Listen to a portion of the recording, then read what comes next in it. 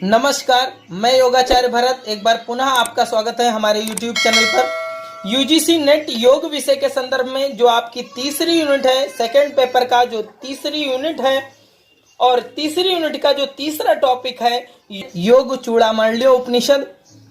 इस उपनिषद को आज हम लोग जानेंगे।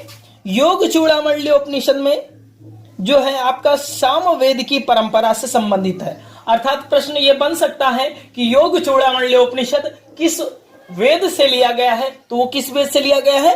सामवेद से लिया गया है। ये आप स्मृति में रखेंगे और प्रश्न को आसानी से हल कर पाएंगे। फिर आगे बताया गया है कि योग साधना द्वारा आत्म शक्ति के जागरण की प्रक्रिया का वर्णन इस उपनिषद में किया गया है। इसमें जो केंद्र बिंदु होगा आपका योग साधना द्वारा आत्म शक्ति के जागरण की प्रक्रिया का वर्णन किया गया है, बृहद वर्णन किया गया है।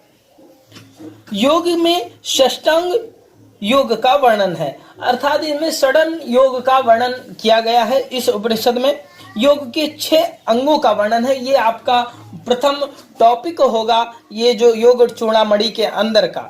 इसमें आपको 6 अंग जानने हैं। तो इसमें बताया गया है आसन, प्राणायाम, प्रत्याहार, धारणा, ध्यान और समाधि। अर्थात इसमें से जो जैसा कि आप अष्टांग योग में पढ़ते हैं यम नियम आसन प्राणायाम प्रत्याहार धारणा ध्यान समाधि, तो इसमें यम नियम को हटा करके केवल आसन प्राणायाम प्रत्याहार धारणा ध्यान और समाधि षष्टांग योगों का वर्णन किया गया है। 6 अंग बताए गए हैं इसमें योग के। अब पहला जानते हैं कि आसन को किस तरह से व्याख्यात किया गया है इस उपनिषद में। आसन 2 प्रकार के आसनों का सिद्धासन और पद्मासन का वर्णन किया गया है इस उपनिषद में, अर्थात योग चूड़ामणि उपनिषद में।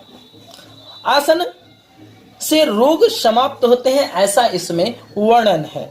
तो इसमें 2 आसन कौन से हैं मित्रों? सिद्धासन और पद्मासन। 2 आसनों का वर्णन है। ये आपको स्मृति में रखना है कि अगर प्रश्न ये भी बन सकता है कि योग चूड़ा उपनिषद में किन 2 आसनों का वर्णन किया गया है। विकल्प में दे सकता है कि 4 आसनों का सेट दे दिया कि किन किन आसनों को नहीं लिया गया है या लिया गया है। तो इस तरह से प्रश्न बन सकता है। कभी मिलान भी दे देता है। तो आपको इस तरह का ध्यान रखना है कि सिद्धासन और पद्मासन की ही बात की गई है। दूसरा जो है अंग योग का प्राणायाम। प्राणायाम में 2 प्रकार से बताए गए हैं, नाड़ी शोधन प्राणायाम और ओमकार प्राणायाम। इसमें 2 प्रकार के प्राणायामों को चर्चा की गई है, नाड़ी शोधन प्राणायाम और ओमकार प्राणायाम। ये आपको मित्रों ध्यान रखना है।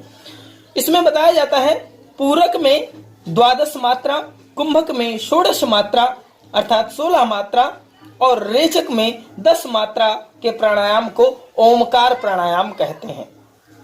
इसमें यह भी बताया गया है कि निम्न कोटि के साधक 12 मात्रा का अभ्यास करते हैं, मध्यम कोटि के साधक 24 मात्रा का अभ्यास करते हैं और उच्च कोटि के साधक 36 मात्रा का अभ्यास करते हैं।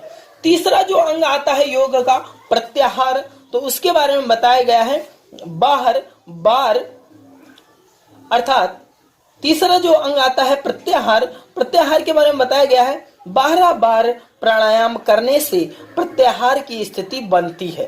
अर्थात जो भी प्राणायाम इसमें बताए गए हैं उसके अनुसार 12 बार प्राणायाम करने से प्रत्याहार की स्थिति बनती है और आंख आदि इंद्रियां अपने अपने विषयों की ओर भागती हैं, उनको वहां से रोकना प्रत्याहार कहलाता है।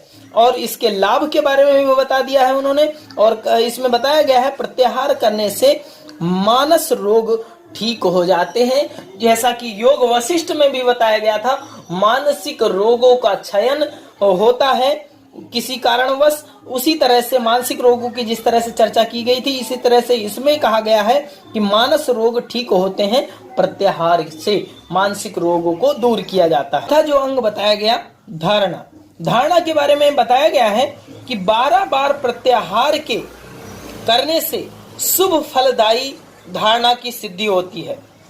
अर्थात जैसे कि उसमें बताया गया था प्राणायाम में 12 बार प्राणायाम के अभ्यास से प्रत्याहार की स्थिति बनती है, उसी प्रकार इसमें बताया गया 12 बार प्रत्याहार की अभ्यास करने से शुभ फलदात्री धारणा की सिद्धि होती है। फिर इसमें 5वें अंग के बारे में जैसा कि ध्यान बताया गया है, धारणा की 12 आवृत्तियां पूर्ण हो जाती हैं तब ध्यान की स्थिति होती है। एकांत स्थान में पद्मासन लगाकर कमर से सिर तक शरीर एक सीध रखकर नासिका को अग्र दृष्टि जमाकर अपव्यय ओमकार का जप करना चाहिए। अब व्यक्त ओमकार का जप करना चाहिए। फिर छठे में समाधि को व्यक्त करते हुए कहा गया है 12 बार ध्यान होने पर समाधि अवस्था प्राप्त होती है। इसके लाभ के बारे में बताया गया है समाधि से जीव के शुभाशुभ कर्म समाप्त हो जाते हैं तथा मुक्ति मिल जाती है। इसमें यह भी बताया गया है कि एक बार पुनः आवृत्ति हो जाए कि 12 बार प्राणायाम से आप प्रत्याहार में जाते हैं, प्रत्याहार के 12 बार करने से धारणा में जाते हैं, 12 बार धारणा से आप ध्यान में जाते हैं, 12 बार ध्यान के अभ्यास से आप समाधि को प्राप्त हो जाते हैं। इस तरह से इसमें वर्णन किया गया है षष्टांग योग को, जो आपका विषय था इस उपनिषद का। यह उपनिषद यूजीसी नेट सिलेबस के अनुसार पूर्ण होता है। धन्यवाद।